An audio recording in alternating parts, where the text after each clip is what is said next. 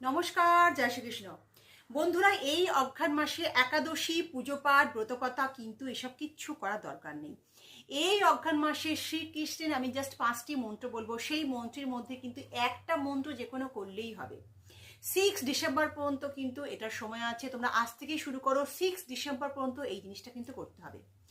এই অঘ্রাণ মাসে কিন্তু রাম সীতার শ্রীকৃষ্ণ বিয়ে হয়েছিল, সেই জন্য কিন্তু এটাকে বলা হয় বিবাহ পঞ্চমী।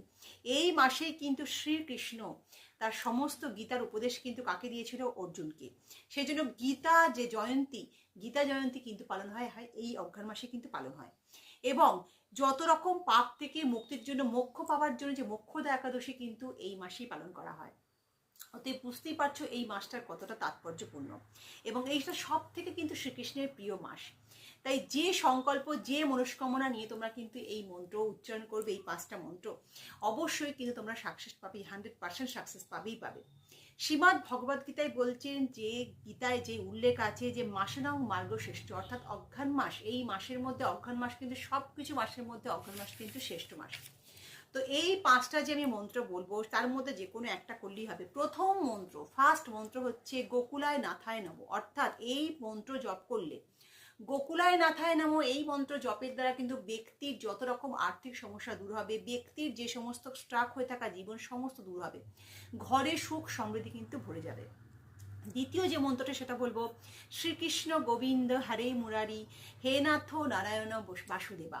তো এই মন্ত্রের দ্বারা কিন্তু এই মন্ত্র উচ্চারণ করলে, এই মন্ত্র তোমরা তো বলবে, তো এই মন্ত্র কিন্তু অবশ্যই বলার পরে কিন্তু শ্রীকৃষ্ণের একদম পুরো সরাসরি তোমরা কৃপা প্রাপ্ত হবে, লাভবান হবে। তোমরা কিন্তু এই মন্ত্র উচ্চারণ করলে প্রচুর লাভবান হবে। তৃতীয় বলবো, হরে কৃষ্ণ কৃষ্ণ কৃষ্ণ হরে হরে, হরে রাম রাম রাম হরে হরে। এই মন্ত্রের দ্বারা কিন্তু তোমাদের যে জীবন অবসরে তোমরা কিন্তু সরাসরি বৈকুণ্ঠ লাভ করবে, এবং জীবন থেকে যত রকমের সমস্ত সমস্যা কিন্তু অবশ্যই দূর হয়ে যাবে। চতুর্থ বলবো, ক্লিং কৃষ্ণায় নব। এই মন্ত্রটা খুব সহজ লাগলে, যে ছোট্ট একটি মন্ত্র কিন্তু এর অপরিসীম ক্ষমতা। আর্থিক কষ্ট দূর হবে, যত রকম ঋণ যে তোমরা যদি করে থাকো সেটা কিন্তু দূর হবে। শেষ 5 নম্বর বলবো, ওম কৃষ্ণায় নমঃ। এই মন্ত্র উচ্চারণ করলে যা সংকল্প নিয়ে করবে, যেটা তোমার মনের ইচ্ছা, 100% কিন্তু পূরণ হবেই হবে। তো আশা করি ভিডিও খুব ভালো লেগেছে। বেশি বেশি করে ফরওয়ার্ড, লাইক করো, শেয়ার করো, সবাইকে জানতে দাও। নিজে যেমন জানলে সবাইকে আরো 10 জন 100 জনকে জানতে দাও।